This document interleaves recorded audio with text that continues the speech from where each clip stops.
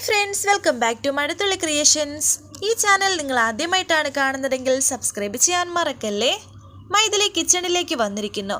എങ്ങനെയെങ്കിലും മീനാക്ഷിയുടെ അഹങ്കാരം അവസാനിപ്പിക്കണമെന്ന് മൈഥിലി വിചാരിക്കുകയും മീനാക്ഷിക്കിട്ട് ഒരു പണി കൊടുക്കാൻ തീരുമാനിക്കുകയും ചെയ്യുന്നു. അതിനായിട്ട് സ്വന്തം കുഞ്ഞിനെയാണ് ഇപ്പോൾ മൈഥിലി ഉപയോഗിച്ചു കൊണ്ടിരിക്കുന്നത്. കുഞ്ഞിന് കൊടുക്കാനുള്ള ഫുഡാണ് ഇപ്പോൾ കിച്ചണിൽ മുഴുവനും മൈഥിലി അന്വേഷിക്കുന്നത്. ഒടുവിൽ ആ ഫുഡ് കണ്ടെത്തുകയും ആ ഫുഡിലേക്ക് ഒരു പാറ്റയെ ഇട്ട് ഇളക്കി വെക്കുകയും ചെയ്യുന്നു. എന്നിട്ട് ആട്ടിന് അതുപോലെ അടച്ചു വെക്കുന്നു. ഇന്ന് അവളുടെ അന്ത്യ കൂതാശയാണ് എന്ന് പറഞ്ഞിട്ട് ആ ഫുഡ് അവിടെ കൊണ്ട് വെക്കുകയും ചെയ്യുന്നു.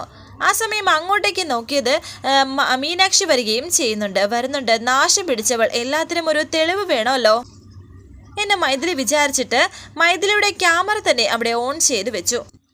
ഒന്നും അറിയാത്തതുപോലെ കിച്ചണിൽ നിന്ന് കുറച്ച് വെള്ളം ചൂടാക്കുകയാണ് മൈഥിലി. അവിടേക്ക് മീനാക്ഷി വന്നിട്ട് പറയുന്നു, ആഹാ, കോഴി കൊത്തി കൊത്തി മുറത്തിൽ കയറി കൊത്തുമെന്ന് മുത്തശ്ശി പറഞ്ഞു കേട്ടിട്ടുണ്ട്.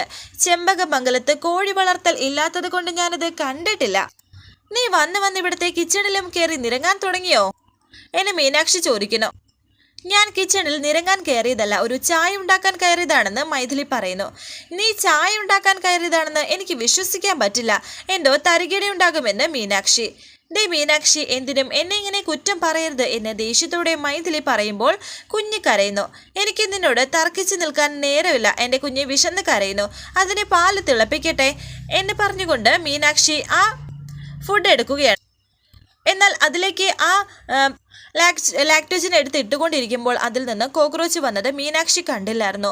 പെട്ടെന്ന് മൈഥിലി പറയുന്നു, ദേ പാറ്റ, കോക്രോച്ച്. അത് പറഞ്ഞപ്പോഴാണ് മീനാക്ഷി പോലും അത് കണ്ടത്. അത് കണ്ട് ഞെട്ടി നിൽക്കുകയാണ് മീനാക്ഷി. പാറ്റ വീണ പാലാണോ എൻ്റെ കുഞ്ഞിന് കൊടുക്കാൻ പോകുന്നത്? ഓടി വായോ, ആരുമില്ല ഇവിടെ എന്നൊക്കെ മൈഥിലി പറയുന്നു. കൂവാതടി എന്ന് മീനാക്ഷി പറയുമ്പോൾ മൈഥിലി പറയുന്നു, ഞാൻ കൂവടി, ഞാൻ പ്രസവിച്ച കുഞ്ഞിനാണ് ഈ കോക്രോച്ചിൻ്റെ പാല് നീ കൊടുക്കാൻ പോകുന്നത്. ഇത് ഞാൻ സമ്മതിക്കില്ല, സഹിക്കില്ല. അയ്യോ, ഓടി വായോ, ആരുമില്ല ഇവിടെ എന്നൊക്കെ മൈഥിലി പറയുകയും എന്താ മീനാക്ഷി പ്രശ്നം എന്ന് ചോദിച്ച് നന്ദിനി കുഞ്ഞുമായി അവിടേക്ക് വരികയും ചെയ്യുന്നു. പ്രശ്നം ഇതാണ് എന്ന് പറഞ്ഞ് അങ്ങോട്ടേക്ക് ചൂണ്ടിക്കാണിക്കുകയാണ് മൈഥിലി. അങ്ങോട്ടേക്ക് നോക്കിയപ്പോൾ ആ പാറ്റയെ നന്ദിനിയും കണ്ടു. ചത്ത പാറ്റയെ കൂടി വേവിച്ചാണ് എൻ്റെ കുഞ്ഞിന് ഇവൾ പാല് കൊടുക്കാൻ പോകുന്നത്. ഇവൾക്ക് എൻ്റെ കുഞ്ഞിൻ്റെ കാര്യത്തിൽ ഒരു ശ്രദ്ധയുമില്ല എന്ന് മൈഥിലി പറയുമ്പോൾ മീനാക്ഷി പറയുന്നു, നിർത്തടി, നിന്റെ കുഞ്ഞോ? നിന്റെ ഏത് കുഞ്ഞ്? ഇത് എൻ്റെ കുഞ്ഞാണ്, ഞാൻ പ്രസവിച്ച എൻ്റെ കുഞ്ഞെന്ന് മൈഥിലി വീണ്ടും പറയുന്നു. നിന്റെ കുഞ്ഞായിരുന്നെങ്കിൽ നീ അതിന് കൊടുക്കുന്ന പാലിൽ ഇതുപോലെ കോക്രോച്ചിനെ ഇടുവോ? നന്ദിനി പറയുന്നു, നിർത്തടി, നിന്റെ നാവ് ഇതിനു മുമ്പ് ഇത്രയും ഉയർന്നിട്ടില്ലല്ലോ. നിനക്ക് ആരാടി ഇതിനൊക്കെയുള്ള ധൈര്യം തന്നത്? മൈഥിലി വീണ്ടും പറയുന്നു, എനിക്ക് ആരും ധൈര്യം തന്നിട്ടൊന്നുമില്ല. സ്വന്തം കുഞ്ഞ് വിശന്ന് കരയുമ്പോൾ ഏതമ്മയ്ക്കും വിഷമം കാണും, പ്രത്യേകിച്ച് കുഞ്ഞിന് രോഗമുണ്ടാക്കുന്ന തരത്തിൽ ഇതുപോലെയുള്ള പാലിടുമ്പോൾ. നീ എറിഞ്ഞു കളഞ്ഞിട്ട് പോയ ഈ കുഞ്ഞിനെ ഞാൻ നോക്കുന്നത് എൻ്റെ കുഞ്ഞായിട്ട് തന്നെയാണ്. അതിന് നിന്റെ സർട്ടിഫിക്കറ്റ് എനിക്ക് വേണ്ട. കുഞ്ഞിന് വിശക്കുന്നുണ്ടാവുമല്ലോ അമ്മേ. ഇപ്പോൾ മിൽക്ക് പൗഡർ ഇല്ല, വാങ്ങിച്ചു വെച്ചിരുന്ന മിൽക്ക് പൗഡർ എല്ലാം തീർന്നു എന്ന് മീനാക്ഷി പറയുമ്പോൾ നന്ദിനി പറയുന്നുണ്ട്, മോള് കുഞ്ഞിനെ പിടിച്ചേ, ഇപ്പോൾ വരാമെന്ന് പറഞ്ഞ് നന്ദിനി പോകുന്നു. അമ്മയുടെ കുഞ്ഞിന് വിശക്കുന്നുണ്ടാവും, അമ്മ ഇപ്പോൾ എടുത്തുകൊണ്ട് വരാമെന്നൊക്കെ മീനാക്ഷി പറയുമ്പോൾ നീ എന്ത് ചെയ്യാടി, ഇങ്ങോട്ട് താടി എൻ്റെ കുഞ്ഞിനെ എന്ന് മൈഥിലി പറയുന്നു. ഞാൻ പാല് കൊടുക്കട്ടെ, അതിന് വിശക്കുന്നുണ്ട് എന്നൊക്കെ മൈഥിലി പറയുമ്പോൾ മീനാക്ഷി പറയുന്നുണ്ട് മൈഥിലിയോട്, കുഞ്ഞിനെ തൊട്ടു പോവരുത്, അവളുടെ ഒരു പാല് പൂതന. നിന്റെ ശരീരത്തിലുള്ള പോയിസൺ എൻ്റെ കുഞ്ഞിനെ കൊടുക്കരുത്, കുഞ്ഞിനെ എങ്ങ് തരാൻ എന്ന് വീണ്ടും മൈഥിലി പറയുമ്പോൾ മീനാക്ഷി പറയുന്നു, കുഞ്ഞിനെ തൊട്ടാൽ നീ തല്ല് മേടിക്കും. മോളെ, മിൽക്ക് പൗഡർ വേഗം കുഞ്ഞിനെ പാല് തിളപ്പിച്ച് കൊടുക്കുമെന്ന് നന്ദിനി പറയുന്നു. അമ്മ, ഇതെങ്ങനെയെന്നൊക്കെ മീനാക്ഷി ചോദിക്കുമ്പോൾ നന്ദിനി പറയുന്നു, കുഞ്ഞിൻ്റെ കാര്യമല്ലേ, അതിനെക്കുറിച്ച് കരുതൽ വേണം. ഞാനിത് കുറെ വാങ്ങി എൻ്റെ അലമാരിയിൽ സൂക്ഷിച്ചിട്ടുണ്ട്. അതിലേക്ക് ആരും പല്ലിയും പാറ്റയും ഇടാൻ വരണ്ട, അങ്ങനെ ചെയ്യുന്നവരെ അന്ന് ഞാൻ അവസാനിപ്പിച്ചിരിക്കുമെന്ന് നന്ദിനി പറയുന്നു. അപ്പോൾ കോക്രോച്ചിനെ ഞാൻ കൊണ്ടുവന്നിട്ടു എന്നാണോ നിങ്ങൾ പറയുന്നത് എന്ന് മൈഥിലി പറയുമ്പോൾ നന്ദിനി പറയുന്നുണ്ട്, നീ എന്ത് ചെയ്യാനാ മടിക്കാത്തത്? സ്വന്തം കുഞ്ഞിനോട് അന്ന് കാണിച്ച ക്രൂരതയ്ക്കപ്പുറം മറ്റൊന്നും നിനക്ക് ചെയ്യാനില്ലല്ലോ. അതൊരു പ്രത്യേക സാഹചര്യത്തിൽ ഞാൻ ചെയ്തു പോയ ഒരു ചെറിയ തെറ്റിനെ കുറിച്ച് മാത്രമേ നിങ്ങൾക്ക് എപ്പോഴും പറയാനുള്ളൂ. ഇന്ന് എൻ്റെ കുഞ്ഞിൻ്റെ ഫുഡിൻ്റെ കാര്യത്തിൽ ഇവള് കാണിക്കുന്ന അശ്രദ്ധയെക്കുറിച്ച് ആർക്കും ഒന്നും പറയാനില്ല എന്ന്. ഇപ്പോൾ തന്നെ പാറ്റ ചത്തുകിടക്കുന്ന ആ ഫുഡ് എൻ്റെ കുഞ്ഞിന് കൊടുത്തിരുന്നെങ്കിലോ? കുഞ്ഞ് വോമിറ്റ് ചെയ്ത് ഹോസ്പിറ്റലിൽ ആവില്ലായിരുന്നോ? കാർത്തിയുടെയും എൻ്റെയും മോളാണ് വൈഗ. കാർത്തി ഇങ്ങോട്ട് വരുമ്പോൾ ഞാനത് പറഞ്ഞു കൊടുക്കുമെന്നും മൈഥിലി പറയുന്നു. അത്രയും പറഞ്ഞ മൈഥിലി ആ ഫോണുമായി അവിടെ നിന്ന് പോകും. എടേ, നീ എന്ത് പറഞ്ഞു കൊടുത്താലും കാർത്തി ഞങ്ങളുടെ മോനാണ്, മീനാക്ഷിയുടെ ഭർത്താവാണ്. പിന്നെ ഞങ്ങളുടെ വീട്ടിൽ കയറി ഞങ്ങളുടെ ഔദാര്യം പറ്റി ജീവിക്കുന്ന നിന്റെ ഈ അഹങ്കാരം ഉണ്ടല്ലോ, അത് അവസാനിപ്പിക്കാനുള്ള ആന്റിബയോട്ടിക് ഞാൻ തന്നെ തരുമെന്നും ഇറങ്ങടി അടുക്കളയിൽ നിന്ന് എന്നും ദേഷ്യത്തോടെ പറയുകയാണ് നന്ദിനി. അങ്ങനെ മൈഥിലി അവിടെ നിന്നും പോകുന്നു. മോള് കുഞ്ഞിന് പാല് കൊടുക്കാൻ നോക്ക് ബാ എന്ന് പറഞ്ഞ് കുഞ്ഞിനെ എടുക്കുകയാണ് നന്ദിനി. ദേഷ്യത്തോടെ മൈഥിലി അങ്ങോട്ടേക്ക് പോകുന്നു. കയ്യിലുള്ള ആ ഫോൺ എടുത്തിട്ട് കാർത്തിയെ വിളിക്കുകയാണ്. എന്നാൽ കാർത്തി ഫോൺ എടുക്കുന്നില്ല. ഇതെന്തായി കാർത്തി ഫോൺ എടുക്കാത്തത്? തുടരെ ഫോൺ കട്ട് ചെയ്ത് കളയുകയാണല്ലോ. അങ്ങനെ വിട്ടാൽ ശരിയാവില്ലല്ലോ. എന്തായാലും ഞാനിപ്പോഴും അവൻ്റെ ഭാര്യയല്ലേ, എന്നെ കൺസിഡർ ചെയ്തല്ലേ പറ്റൂ. വീണ്ടും വിളിക്കാമെന്ന് വിചാരിച്ച് വീണ്ടും മൈഥിലി കാർത്തിയെ ഫോൺ ചെയ്തു. എന്നാൽ കട്ട് ചെയ്ത് വിടുകയാണ് ചെയ്യുന്നത്. പിന്നീട് കാണിക്കുന്നത് കാർത്തി ചെമ്പകമംഗലത്തേക്ക് വന്നിരിക്കുന്നു. ഓ, അവൻ ഇങ്ങോട്ട് വരികയായിരുന്നല്ലേ, അത് ഞാൻ അറിഞ്ഞില്ലല്ലോ എന്ന് മൈഥിലി വിചാരിക്കുകയാണ്.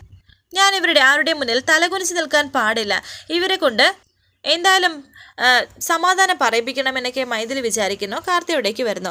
ഇവനൊരു ഫൂളാണ്, ഇവൻ്റെ മുന്നിൽ ഏത് ഡ്രാമ കളിക്കണമെന്ന് എനിക്ക് നന്നായിട്ടറിയാം എന്നും മൈഥിലി വിചാരിക്കുന്നു. എന്താ മൈഥിലി, എന്താ പ്രശ്നം? ഞാൻ കോള് കട്ട് ചെയ്തിട്ടും എന്നെ വീണ്ടും വിളിച്ചല്ലോ, എന്താ കാര്യം എന്ന് കാർത്തി ചോദിക്കുന്നു. ഞാൻ ഇങ്ങോട്ട് വരികയായിരുന്നുണ്ടാ നിന്റെ കോള് കട്ട് ചെയ്തത്. എന്താ മൈഥിലി, ദേഷ്യപ്പെടാതെ കാര്യം എന്താണെന്ന് വെച്ചാൽ പറയൂ എന്നൊക്കെ കാർത്തി പറയുമ്പോൾ കാർത്തിയെ രൂക്ഷമായി നോക്കിക്കൊണ്ടിരിക്കുകയാണ് മൈഥിലി. ഇവളെന്താ മിണ്ടാതെ നിൽക്കുന്നത്? കാര്യം എന്തോ സീരിയസ് ആണല്ലോ എന്നൊക്കെ കാർത്തി മനസ്സിൽ വിചാരിക്കുന്നു. ഇവിടെ ആരെങ്കിലുമായിട്ട് വഴക്കൂടിയോ എന്ന് കാർത്തി പറയുമ്പോൾ മൈഥിലി പറയുന്നു, ഒരു കാര്യം എനിക്ക് കാർത്തിയിൽ നിന്നും അറിയാനുണ്ട്. കാർത്തിയിലും എനിക്കും ജനിച്ച കുട്ടിയല്ലേ വൈഗമോള്? ഞാൻ പ്രസവിച്ച എൻ്റെ മോളല്ലേ അവള്? താൻ പ്രസവിച്ചതാണ്, പക്ഷേ താൻ ആ കുഞ്ഞിനെ ഉപേക്ഷിച്ചു പോയില്ലേ എന്ന് കാർത്തി. എന്നാലും ഞാൻ വൈഗമോളെ പ്രസവിച്ച അമ്മയല്ലാണ്ടാവോ എന്നും മൈഥിലി പറയുമ്പോൾ കാർത്തി പറയുന്നുണ്ട്, വൈഗയെ താൻ പ്രസവിച്ചതാണ്, അത് ഞാൻ സമ്മതിച്ചല്ലോ. വൈഗമോൾക്ക് എന്തെങ്കിലും സംഭവിച്ചാൽ അതിൽ ഏറ്റവും കൂടുതൽ വേദനയുണ്ടാക്കുന്നത് ഒരു കുഞ്ഞിനെ പ്രസവിച്ച എനിക്കല്ലേ എന്ന് മൈഥിലി. വേദന വളർത്തമ്മയായ മീനാക്ഷിക്കും കുഞ്ഞിൻ്റെ അച്ഛനായ എനിക്കും ഇവിടുത്തെ മറ്റു പലർക്കും ഉണ്ടാകും. ഇത്രയൊക്കെ സംസാരിക്കാൻ ഇവിടെ എന്തുണ്ടായെന്ന് പറയുന്ന കാർത്തി. ഇവിടെ ഇപ്പോൾ ഒരു കാര്യമുണ്ടായി, അതിൽ ഞാൻ പറയുന്നിടത്താണ് ന്യായമെങ്കിൽ എനിക്ക് നീതി കിട്ടണമെന്ന് മൈഥിലി. ഉറപ്പായിട്ടും എന്താ കാര്യമെന്ന് വളരെ വ്യക്തമായി പറയണമെന്ന് കാർത്തി. കാര്യങ്ങൾ വ്യക്തമായി പറയാം, ഞാനത് പകയോ വൈരാഗ്യമോ വെച്ച് പറയുന്നതല്ല എന്ന് ബോധ്യപ്പെടുത്താൻ തെളിവും കാണിക്കാമെന്ന് മൈഥിലി പറയുമ്പോൾ ഇതേസമയം മീനാക്ഷിയും നന്ദിനിയും അവിടേക്ക് വന്നു. മൈഥിലി, കംപ്ലൈൻറ്റ് എന്താണെന്ന് പറയേ. മൈഥിലിയുടെ കംപ്ലൈൻറ്റ് ഞാൻ കേൾക്കാൻ ശ്രമിക്കുന്നത് നിങ്ങൾ ഇവിടുത്തെ ഗസ്റ്റ് ആയതുകൊണ്ട് മാത്രമല്ല, എൻ്റെ കുഞ്ഞിനെ പ്രസവിച്ചിട്ട് നിങ്ങളായിപ്പോയി എന്നുള്ളത് കൊണ്ട്, ഒറ്റ കൺസിഡറേഷൻ ഉള്ളത് കൊണ്ടാണ്. കാര്യം പറ എന്ന് കാർത്തി. എൻ്റെ കുഞ്ഞിന് മീനാക്ഷി കൊടുക്കാൻ പോയ പാലിൽ ചത്ത കോക്രോച്ച് ഉണ്ടായിരുന്നു. അവിടെയുണ്ടായ സംഭവങ്ങൾ മൈഥിലി വിശദീകരിക്കുന്നു. കോക്രോച്ചോ എന്ന് കാർത്തി ഒന്നുകൂടി ചോദിക്കുന്നു. ആ പാറ്റ, ഞാനത് കണ്ടില്ലായിരുന്നെങ്കിൽ ആ പാറ്റ വീണ പാല് മീനാക്ഷി വൈഗമോൾക്കെടുത്ത് കൊടുക്കുമായിരുന്നു എന്നും മൈഥിലി പറയുന്നു. കുഞ്ഞിന് ഹോസ്പിറ്റലിലും ആവുമായിരുന്നു. ഞാൻ പറഞ്ഞത് നുണയല്ല എന്ന് ബോധ്യപ്പെടുത്താൻ തെളിവെന്ന് പറഞ്ഞിട്ട് മൈഥിലി വീഡിയോ കാണിച്ചു കൊടുക്കുന്നു. മീനാക്ഷി കുഞ്ഞിനെ നോക്കുന്നത് വളരെ കെയർലെസ് ആയിട്ടാണ്, ഒട്ടും താല്പര്യമില്ലാതെയാണ്. അത് കാർത്തിയെ ബോധ്യപ്പെടുത്താനാണ് ഞാൻ ഈ വീഡിയോ കാണിച്ചത് എന്നും മൈഥിലി പറയുന്നു. ഇപ്പൊ ഇവളുടെ കാരണത്ത് ഒരു അടി പൊട്ടണേ ഭഗവാനെ. കുഞ്ഞിനെ നോക്കുന്നതിൽ നിന്ന് ചുമതലയിൽ നിന്നും അവളെ മാറ്റി ആ ചുമതല എനിക്ക് നൽകണേ ഭഗവാനെ എന്നൊക്കെ മൈഥിലി മനസ്സിൽ വിചാരിക്കുന്നു. വളരെ സന്തോഷത്തോടെ നിൽക്കുന്നു. പ്രസവിച്ച അമ്മ ഒരു മുറിയുടെ മൂലയിൽ ഉറുമ്പിൻ കൂട്ടത്തിനരികിലേക്ക് വിട്ടിട്ട് പോയ കുഞ്ഞിനെ എടുത്തു വളർത്തിയത് ഈ നിൽക്കുന്ന മീനാക്ഷിയാണ്. പെറ്റമ്മയ്ക്ക് വേണ്ടാത്ത കുഞ്ഞിനെ എടുത്തു വളർത്തിയത് ഈ പോറ്റമ്മയാണ്. വൈഗമോളെ കാണുമ്പോൾ ഒരു അമ്മയുടെ വാത്സല്യത്തിന്റെ തിളക്കം ഞാൻ കാണുന്നത് മൈഥിലിയിലല്ല, എൻ്റെ മീനാക്ഷിയിലാണെന്ന് കാർത്തി പറയുമ്പോൾ ഞെട്ടി നിൽക്കുകയാണ് മൈഥിലി. ഇതുവരെ ഒരു കുഴപ്പമില്ലാതെ എൻ്റെ കുഞ്ഞിനെ വളർത്തിയത് മീനാക്ഷിയാണ്. ഒരു ചെറിയ തെളിവ് കാണിച്ചു എന്ന് വിചാരിച്ച് ഞാൻ എൻ്റെ മീനാക്ഷിയെ സംശയിക്കില്ലെന്ന് കാർത്തി. ഇത് കേട്ടപ്പോൾ മൈഥിലി കരയുന്നു. ഞാൻ തെളിവ് സഹിതം കാണിച്ചിട്ടും കാർത്തി എന്താണ് വിശ്വസിക്കാത്തത് എന്ന് മൈഥിലി. ആരൊക്കെ എന്തൊക്കെ കുറ്റം പറഞ്ഞാലും വൈഗമോൾ എൻ്റെ കുഞ്ഞല്ലാണ്ടാവോ?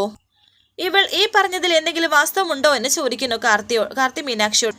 കുഞ്ഞിൻ്റെ മിൽക്ക് പൗഡറിൽ കോക്രോച്ച് കിടന്നത് സത്യമാണ്, പക്ഷേ അടച്ചു വെച്ചിരുന്ന ആ മിൽക്ക് പൗഡറിൻ്റെ ടിന്നിൽ എങ്ങനെയാണ് പാറ്റ വീണതെന്ന് എനിക്ക് ഡൗട്ടുണ്ടെന്ന് മീനാക്ഷി പറഞ്ഞ കാര്യം ശരിയാണെന്ന് എനിക്കും തോന്നുന്നുണ്ട് മോനെ എന്ന് നന്ദിനിയും. എങ്ങനെയാണ് അടച്ചു വെച്ച ടിന്നിൽ ചത്ത പാറ്റ വന്നത്? അത് സംശയം തന്നെയാണ്. ഇവൾ ഇതിനു മുമ്പും ഇതുപോലെയുള്ള പാരകൾ ഈ വീടിനകത്ത് ഒരുക്കിയിട്ടുണ്ട്. ആ ടിന്നിൽ ഇവൾ പാറ്റയെ കൊണ്ടുവന്ന് ഇട്ടതാണെന്ന് എനിക്ക് ബലമായ സംശയമുണ്ടെന്ന് നന്ദിനി. അനാവശ്യം പറഞ്ഞാൽ ഉണ്ടല്ലോ എന്ന് നന്ദിനിയോട് പറയുകയാണ് മൈഥിലി. മീനാക്ഷി പറയുന്നു, അനാവശ്യം പറഞ്ഞാൽ നീ എന്ത് ചെയ്യൂടി? ഈ നിൽക്കുന്നത് എൻ്റെ ACPയുടെ അമ്മയാണ്. ഞങ്ങളുടെ അമ്മയുടെ വെല്ലുവിളി പോലെ സംസാരിച്ചാലുണ്ടല്ലോ നിന്റെ പല്ല് ഞാൻ തല്ലിയിട്ട് താഴെയിടും. നിങ്ങൾ അംഗീകരിച്ചില്ലെങ്കിലും എൻ്റെ കുഞ്ഞാണ് വൈഗമോൾ. അതിൻ്റെ ഭാവിയെക്കുറിച്ച് എനിക്ക് ടെൻഷനുണ്ട്.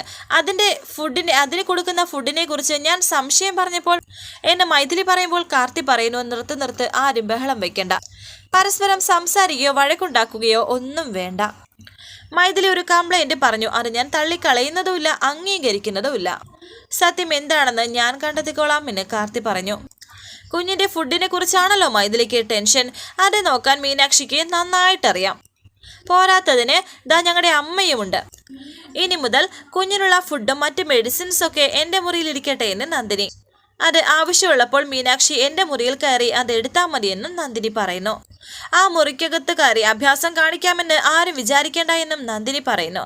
അത് മതി, അമ്മ പറഞ്ഞതുപോലെ ചെയ്താൽ മതിയെന്ന് കാർത്തി പറയുന്നു. മൈഥിലി, നിന്റെ പ്രശ്നം തീർന്നല്ലോ എന്ന് കാർത്തി. അത്രയും പറഞ്ഞ് കാർത്തി മുറിയിലേക്ക് പോയി.